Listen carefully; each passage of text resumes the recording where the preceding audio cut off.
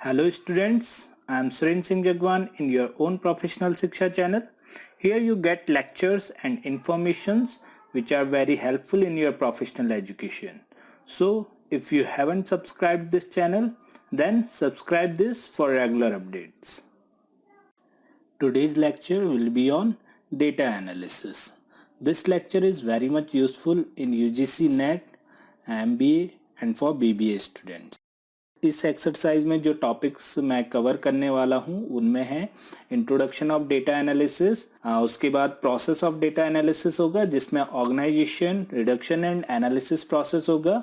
Analysis process को हम और डिस्क्राइब करेंगे क्वांटिटेटिव एंड क्वालिटेटिव एनालिसिस के फॉर्म में, और लास्ट में हम ये देखेंगे कि किस टाइप के टेस्ट को कब करना चाहिए डेटा एनालिसिस के फॉर्म में, क्योंकि बहुत सारे टेस्ट होते हैं जिसके फॉर्म में हम डेटा को एनालाइज करते हैं और लास्ट में आपके लिए असाइनमेंट होगा।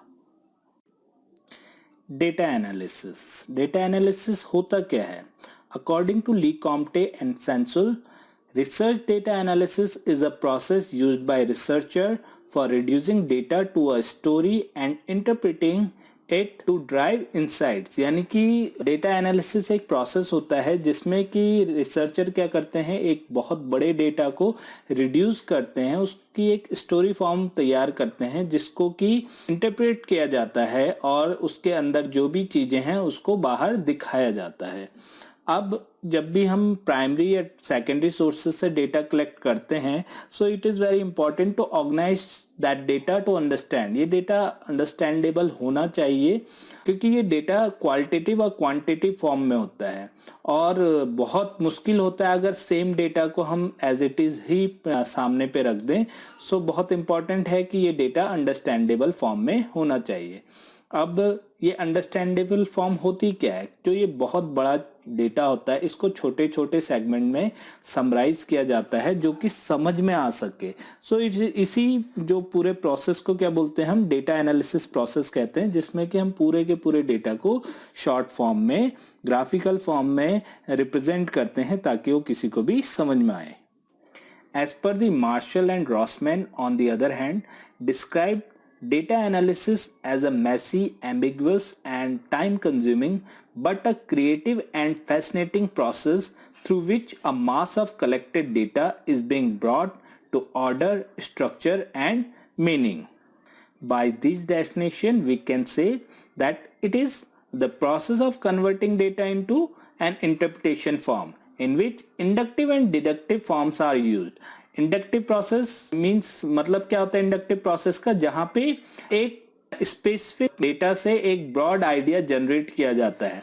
अब वाइस वर्सा डिडक्टिव फॉर्म क्या होती है, डिडक्टिव मेथड क्या होता है, जहां पे ब्रॉड जो सब्जेक्ट होता है उससे स्पेसिफिक कंक्लूजन तैयार किए जाते हैं। यानी कि इंडक्टिव का मतलब है एक छोटे फॉर्म से एक बड़ा फॉर्म तैयार करना, उसको डिस्क्राइब करना, एंड डिडक्टिव फॉर्म है एक समरी तैयार करना, कंक्लूजन तैयार करना एक ब्रॉड डेटा की।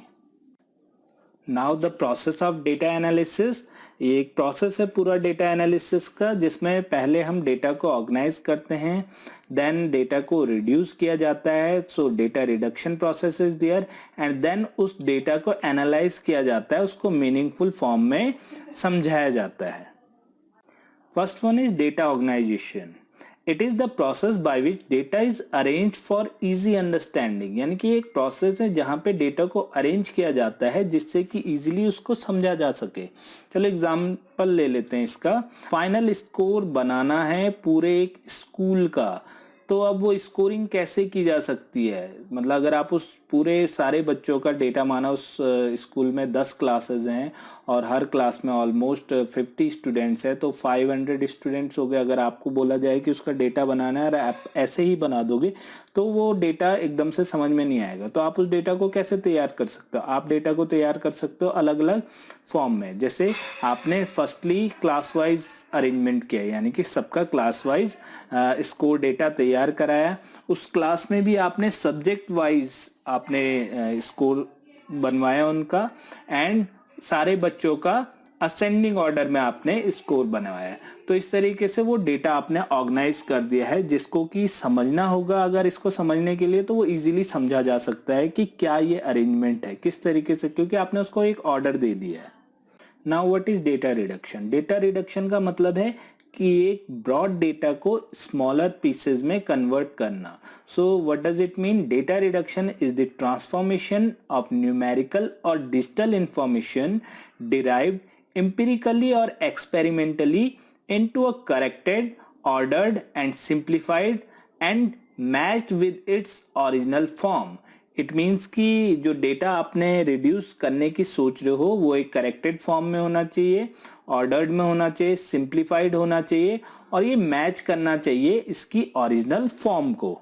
अब इससे फायदा क्या होता है एनालिसिस के टाइम पे? एक तो स्टोरेज कम हो जाता है इसका.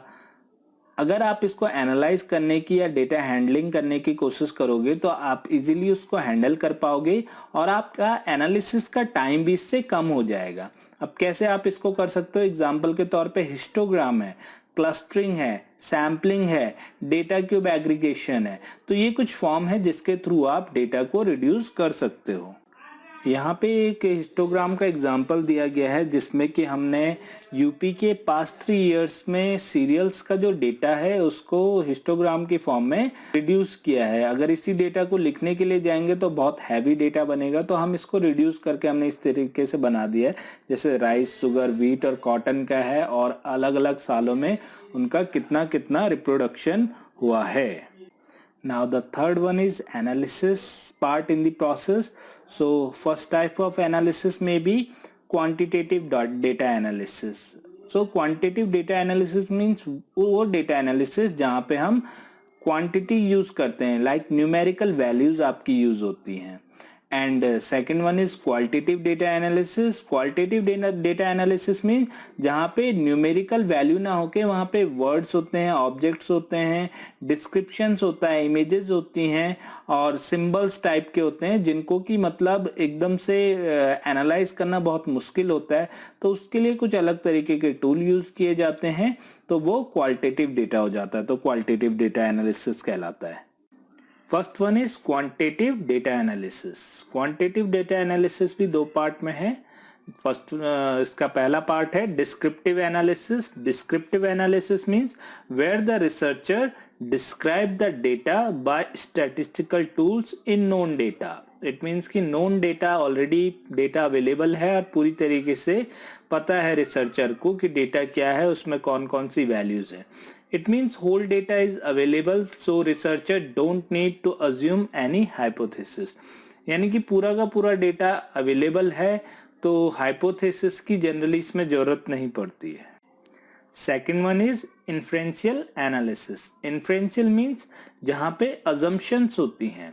Inferential analysis means where predictions and assumptions are used in analysis because unknown data is used in inferential analysis. Unknown data use होता है. It works over probability and used in research hypothesis. Generally जो research hypothesis वाला अगर आपकी research है तो वहां पे आप इन्फ्रेंशियल एनालिसिस करोगे. इन्फ्रेंशियल एनालिसिस भी फर्दर 2 पार्ट में डिवाइड होता है.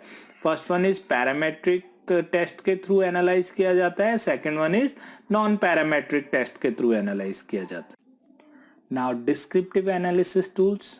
First one is mean. Mean means the average of a set of values. एक वैल्यूज जो आपको दी गई हैं उनका एवरेज क्या है. माना 11 बच्चों की हाइट, आपका टोटल हाइट है 55, तो उनका मीन क्या हो जाएगा, एवरेज क्या हो जाएगा, 5 हो जाएगा. तो 5 मीन आ गया आपका. Second one is median. Median means the mid point of a set of numerical value. एक मतलब आपको 11 ही अलग अलग वैल्यूज दी गई हैं तो 11 में को आप एक असेंडिंग ऑर्डर में कर दोगे. असेंडिंग ऑर्डर में जो 6th पोजीशन यानी कि मिड पॉइंट है 11 वैल्यूज का 6, तो 6th पोजीशन पे जो भी वैल्यू होगी वो आपका मीडियन हो जाएगा. Third one is mode. Mode means the most common value among a set of values. आपके पास जितनी भी वैल्यूज आई हैं उनमें से सबसे ज्यादा बार कौन सी वैल्यू आई है, दैट इज मोड. माना आपके उसमें 6 फीट आई है, 11 बच्चों की हाइट जो आपने ली थी तो 6 फीट आपके उसमें आई है, तो 6 फीट आपका क्या हो जाएगा, मोड हो जाएगा. Percentage.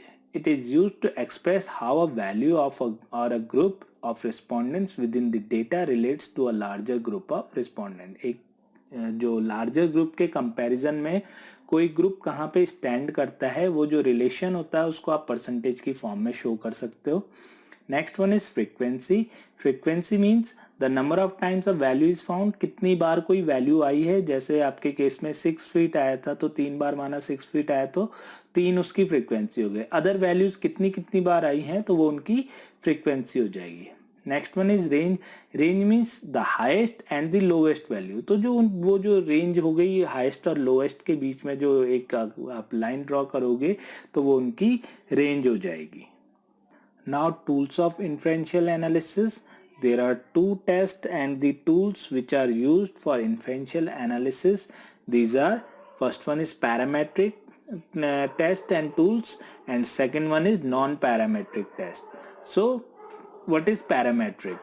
Parametric means where you know the parameter. It means you have full information about the population. आपके पास पॉपुलेशन की पूरी इंफॉर्मेशन है तो आपका जो नल हाइपोथेसिस होगी वो इन पैरामीटर्स के अंडर में काम करेगी, यानी कि इन पैरामीटर्स को ध्यान में रखते हुए आप नल हाइपोथेसिस अज्यूम करोगे। In other case when you don't have the full information about the population, so आपकी जो null hypothesis होगी ये पैरामीटर्स से फ्री होगी, so इसलिए इनको नॉन पैरामेट्रिक टेस्ट भी कहते हैं। अब आपके पैरामेट्रिक टेस्ट में कौन कौन से टेस्ट आते हैं? First one is parametric test is t test, then z test, then ANOVA test and Pearson correlation test. And non parametric में आते हैं आपके chi square test, Spearman correlation and Mann Whitney you test आते हैं आपके। अब किस type का डेटा आप इन टेस्ट के अंडर में यूज कर सकते हो, यानी कि कौन से डेटा को किस टेस्ट के अंडर में आप एनालाइज करोगे। तो first one is parametric test में जो आप डेटा यूज करते हो वो डेटा होता है इंटरवल एंड रेशियो डेटा। जो interval and ratio data measurement and scaling में मैंने आपको पढ़ाया था वो यहाँ पे आप लोग यूज करोगे पैरामेट्रिक टेस्ट में। नॉन पैरामेट्रिक टेस्ट में आप नॉमिनल एंड ऑर्डिनल डेटा को एनालिसिस के लिए यूज करते हो। नाउ कहाँ पे आपको पैरामेट्रिक टेस्ट और टूल्स यूज करना है, कहाँ पे नॉन पैरामेट्रिक टेस्ट यूज करने हैं, इसको समझ लेते हैं। फर्स्ट वन, अगर आपका नॉर्मल डिस्ट्रीब्यूशन है यानी कि बेल शेप्ड आपका पूरा ग्राफ आ रहा है तो आप पैरामेट्रिक टेस्ट यूज करोगे। इसके अपोजिट में अगर आपका डिस्ट्रीब्यूशन अननोन है तो आप नॉन पैरामेट्रिक टेस्ट यूज करोगे। सेकेंड वन इज, अगर आपका जो डेटा है वो पूरा क्वांटिटेटिव है बट रैंक्ड नहीं है तो आप पैरामेट्रिक टेस्ट यूज करोगे। बट अगर आपका डेटा रैंक्ड फॉर्म में है, क्वांटिटेटिव और क्वालिटेटिव डेटा है, देन आप नॉन पैरामेट्रिक टेस्ट यूज करोगे। थर्ड वन इज, अगर आपका डेटा इंटरवल और रेशियो है तो आप पैरामेट्रिक टेस्ट यूज करोगे। इंटरवल और रेशियो क्या हो गया? इंटरवल में जैसे आपका टेम्परेचर आ जाता है या कोई भी ऐसी फॉर्म जिसमें एक रेगुलर डिस्टेंस आपकी मेंटेन हो रही है तो वो इंटरवल के फॉर्म में आ जाता है। देन आपका रेशियो क्या होता है? जैसे एज, इनकम, मार्क्स से रिलेटेड अगर डेटा है तो वो रेशियो डेटा हो गया। नॉन पैरामेट्रिक में क्या हो जाता है? नॉमिनल एंड ऑर्डिनल डेटा आपका आता है। नॉमिनल जैसे जेंडर से रिलेटेड है, मैरिटल स्टेटस हो गया। ऑर्डिनल क्या हो सकता है? एजुकेशन है, एटीट्यूड आप मेजर करना चाहते हो तो नॉन पैरामेट्रिक टेस्ट के थ्रू आप उनको एनालाइज कर सकते हो। Fourth one is, population known होता है और नॉन पैरामेट्रिक में make assumption about the population. आप पॉपुलेशन के लिए अजम्पशन तैयार करते हो। यहाँ पे पॉपुलेशन नोन होती है और यहाँ पे पॉपुलेशन अननोन होती है। पैरामेट्रिक टेस्ट के फिफ्थ पॉइंट में आप क्या कर सकते हो? Applicable only for variables. ये केवल वेरिएबल्स के लिए एप्लीकेबल होती है और जो नॉन पैरामेट्रिक होते हैं वो वेरिएबल्स एंड एट्रीब्यूट दोनों के लिए एप्लीकेबल होती है। Now qualitative data analysis. अब कौन कौन से तरीके हैं जिसके थ्रू हम क्वालिटेटिव डेटा को एनालाइज कर सकते हैं? फर्स्ट तरीका है आपका content analysis. Content is what? Content कोई भी डेटा हो सकता है, कोई डिस्क्रिप्शन हो सकती है, कोई डॉक्यूमेंटेशन हो सकता है जो टेक्स्ट, इमेज या किसी ऑब्जेक्ट के फॉर्म में हो सकता है। तो उसको एनालाइज करने के लिए जो मेथड यूज किया जाता है उसको कंटेंट एनालिसिस कहा जाता है। Second one is narrative analysis. इसमें जनरली उन डेटा को एनालाइज किया जाता है जो जैसे इंटरव्यू टाइप के सोर्स से आ रखा है, ऑब्जर्वेशन से आ रखा है, सर्वे में आपने जो बातचीत की है अपने इंटरव्यू से, तो उसका डेटा जो आता है उसको एनालाइज किया जाता है। यानी कि जहाँ पे नैरेशंस अवेलेबल है तो उसके लिए नैरेटिव एनालिसिस का यूज़ किया जाता है। नैरेटिव एनालिसिस में बहुत बार जैसे आपने जो इंटरव्यू लिया रहता है तो उसमें जो रिस्पोंडेंट्स होता है वो क्या करता है, स्टोरीज सुना सकता है, वो किसी चीज़ को पिक्चराइज कर सकता है आपके सामने पे, तो उसको आपको एनालाइज करना होता है। आपने जो क्वेश्चन पूछे हैं उसके बेसिस पे जो भी उसने बोला है उसको एनालाइज करना होता है, तो उसको नैरेटिव एनालिसिस कहा जाता है। डिस्कोर्स एनालिसिस भी काफ़ी हद तक नैरेटिव एनालिसिस की तरह है, जिसमें कि लोगों के साथ में जो इंटरेक्शन होता है रिसर्चर का उसके ऊपर एनालाइज किया जाता है। इट मीन्स कि जो भी इंटरव्यू हुआ है, जो भी सोशल इंटरेक्शन हुआ है उसके ऊपर एनालिसिस किया जाता है। बट इसमें कुछ और चीज़ें भी होती है, जैसे इसमें रिस्पोंडेंट्स का day to day lifestyle जो है उसको ध्यान में रखा जाता है। कौन कौन से ऐसे फैक्टर्स हैं, कौन इन्वायरमेंटल फैक्टर्स हैं जो उसको अफेक्ट कर रहे हैं, उनको भी ध्यान में रखते हुए कंक्लूजन को निकाला जाता है। तो ये डिस्कोर्स एनालिसिस के अंडर में आता है। Last one is grounded theory. Grounded theory में क्या होता है कि आप एक घटना को देखना चाहते हो कि वो क्यों हुई है। इट मीन्स कि वाई एनीथिंग हैपन। सो आप क्या करते हो कि उस चीज़ को अलग अलग इन्वायरमेंट में चेक करते हो कि वो घटना और कहाँ कहाँ पे हुई है, कौन कौन सी जगहों पे हुई है और किन किन जगहों पे उससे क्या क्या प्रभाव पड़ा है। तो उसका कंक्लूजन और उसकी एक्सप्लेनेशन निकालने के लिए आप ग्राउंडेड थ्योरी का यूज़ करते हो। ग्राउंडेड थ्योरी का एग्जाम्पल ले लेते हैं।